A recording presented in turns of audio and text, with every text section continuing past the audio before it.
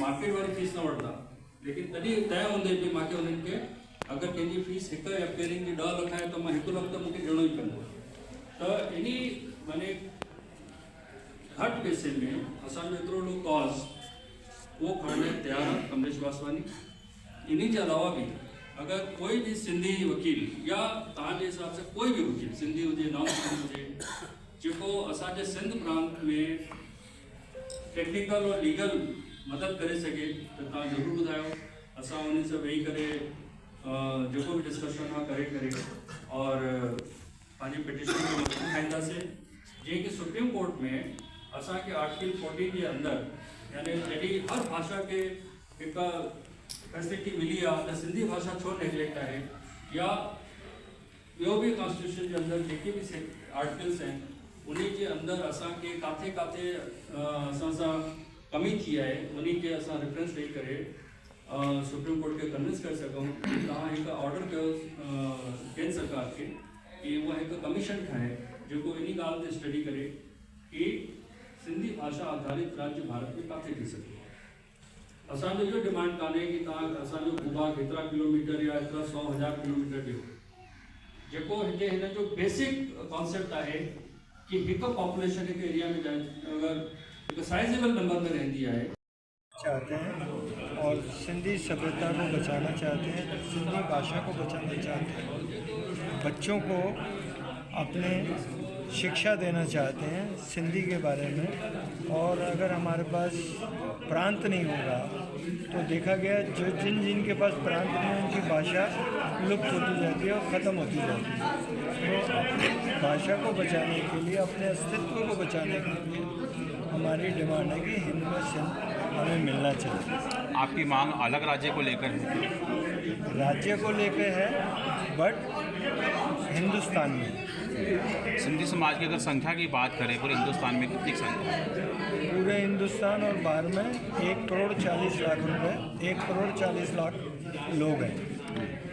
अल्पसंख्यक की बात जहाँ तक आती है तो कि सिंधी समाज अल्पसंख्यक में भी अभी बात भी उठी थी और सारी चीज़ें उनको संविधान के हिसाब से मिलनी चाहिए। तो आप क्या ये जो आपकी मांग है बिल्कुल उससे अलग है?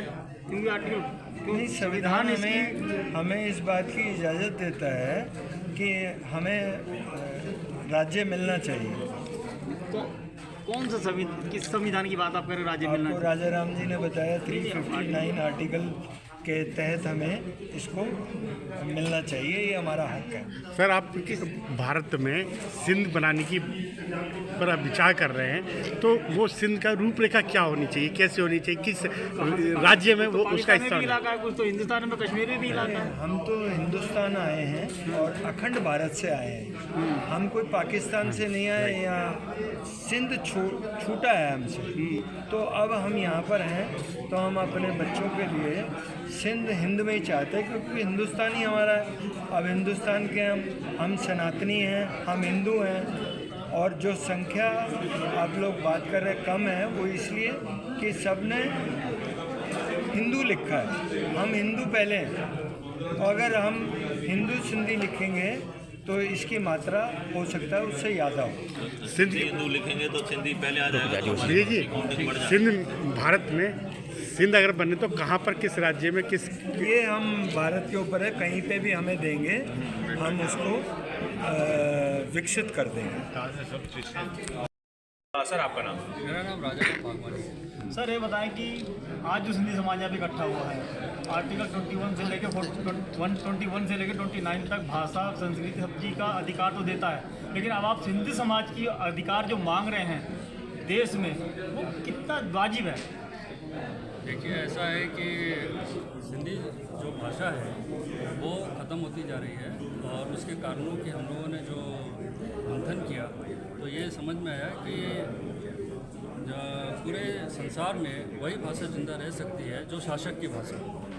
तो हम लोगों ने ये अध्ययन किया कि भारत में जो भाषा आधारित राज्य बने हैं वो किस कानून पर बने हैं। तो हमें पता चला कि स्टेट रिऑर्गेनाइजेशन कमीशन की एक रिपोर्ट है जिसके आधार पर भाषा आधारित राज्य जिस देश में बने हैं, जिस देश का संविधान और कानून इस बात की इजाज़त देता है कि जो देश की मुख्य भाषाएं हैं उनके आधार पर राज्य बने।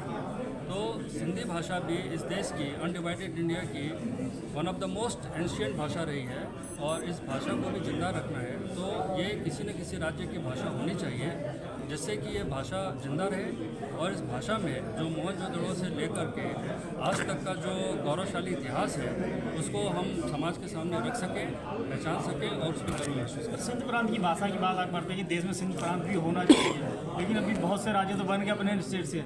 लेकिन एक आपके सांसद रहे लालवानी जी, उन्होंने जब इस बात को उठाया था तो उनको शायद किसी कमेटी में नहीं लिया। आज भी वो अपने उसी धारा पे हैं जो समाज को ना वो आवाज़ उठा सकते हैं ना कुछ कर सकते हैं। तो आप क्या किस तरीके से मुद्दे लेते हैं? एक पॉपुलेशन के हिसाब से सब होता है। देखिए ऐसा है कि किसी एक व्यक्तिगत व्यक्ति की जो बातें हैं वो मुझे नहीं पता। शंकर लालवानी जी के बारे में आपने बोला जी, लेकिन हमने जो इस समाज की नब्ज़ पहचानी है क्योंकि मैं सिंधी हूँ, मैं सिंधी समाज में देख रहा हूँ कि हमारी भाषा जो है दिनों दिन ख़त्म होती जा रही है। 1947 में जो हमारे संख्या के यानी साहित्यकार थे जो हमारी सिंधी भाषा में लिखते थे उनकी संख्या कम होती जा रही है, तो हमें इस पर अध्ययन करना, इसकी चिंता करना हमारे लिए बहुत ही नेचुरल चीज़ है। 28 भाषा में तो अभी भाषा है ना, सिंधी भी है, मराठी, साउथ इंडियन। नहीं, आर्टिकल 31 में तो भाषा दे रखी नोट। देखिए आप देखिए जब भारत में जो भारत का संविधान 8वें शेड्यूल में जितनी भाषाएँ भारत ने आज़ादी के बाद स्वीकार करी, सिंधी भाषा 15वीं भाषा है, तो ये 14 भाषा के राज्य हैं। जब भारत आज़ाद हुआ था तब इनमें से कई राज्य नहीं थे, लेकिन धीरे धीरे सभी भाषाओं के आधार पर राज्य बन गए। तो अब सिंधी उसमें पीछे छूट गई है और सिंधी उसमें पीछे छूटने के कारण किसी राज्य की भाषा नहीं है। नहीं होने के कारण हम अपनी भाषा और सभ्यता के बारे, अपने साहित्य, सभ्यता और कल्चर के बारे में कुछ नहीं जानते। तो उसको जानना इस ना सिर्फ भारत के लिए बल्कि विश्व के लिए भी ज़रूरी है, क्योंकि उसी भाषा में बहुत महान सभ्यता का सारा इतिहास छुपा है। सरकार की आपकी क्या मांग है और आप आगे फ्यूचर में क्या करने जा रहे हैं सिंधी समाज को बढ़ावा देने के लिए? हमारा सिर्फ ये है कि हम आज यहाँ पर जो मंथन हुआ है उसमें ये बात सभी ने मानी है कि अगर सिंधी भाषा को जिंदा रखना है तो सिंधी भाषा एक राज्य की भाषा होनी चाहिए। इस भारत में, इस देश के कानून के अनुसार एक सिंधी भाषा आधारित राज्य बनना चाहिए, जिससे कि सिंधी समाज अपने पूर्वजों पर गर्व कर सके, अपने इतिहास को जान सके और इस देश को, इस दुनिया को बहुत सारी चीज़ें दे सके। क्या आप आगे विरोध प्रदर्शन भी कुछ करने वाले हैं? यहाँ पर हमारा अभी एक एक्सपर्ट टीम बनाए हुए हैं, वो अध्ययन कर रही है कि हमारे पास कानूनी क्या हक है, उन्हीं पर हम काम कर रहे हैं और उसी के आधार पर सरकार को। सीए पे आपका क्या कहना है? क्योंकि पाकिस्तान बहुत कन्वर्ट यहाँ पर आ रहे हैं। सीए जो अभी तक पूरी तरह से लागू नहीं है, तो उसी भाषा से अगर पॉपुलेशन तो बढ़ेगी ना, अगर मिलता है उनको। नहीं, आप सीए का जो मुद्दा उठा रहे हैं वो हमारे आज इस बैठक का विषय नहीं है, लेकिन सिंधी समाज सीए का बहुत वेलकम करता है, वेलकम करता आया है, क्योंकि हमने देखा है कि 1947 के बाद बहुत सारे सिंधी हिंदू भारत में आए हैं और उनके नागरिकता का बहुत ज्वलंत प्रॉब्लम रहा है जो सीए की वजह से सॉल्व हो रहा है और हमें काफ़ी उम्मीद है कि इससे जो भारत में आए हुए जो पाकिस्तान से, सिंध प्रांत से हिंदू सिंधी हैं उनको काफ़ी राहत मिलेगी। ठीक सर भरत जी आज के बारे में थोड़ा सा बताएंगे? जी, मैं हूँ संयोजक हूँ सिंधी प्रकोष्ठ भाजपा दिल्ली प्रदेश से।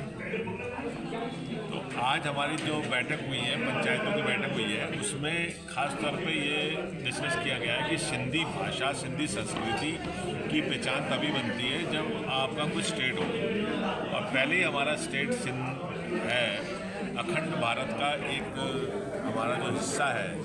पहला प्रयास तो हमारा ये रहेगा कि हम अखंड भारत को जल्द से जल्द मोदी जी की राज के अंदर हम ग्रहण करें और अपना वही सेम देश को दोबारा सिंध बनाएं और उसका निर्माण करें, संस्कृति वापस लेके जाएं।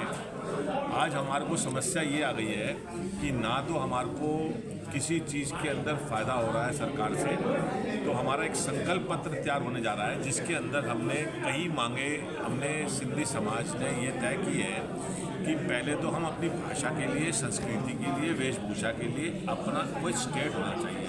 अब हमारा स्टेट तो है, हम वहाँ से विभाजित हो गए। विभाजित होने के बाद आज हम सनातन धर्म के हैं। पहले ये सिंधु घाटी की सभ्यता सिंधु देश माना जाता था 5500 साल पहले।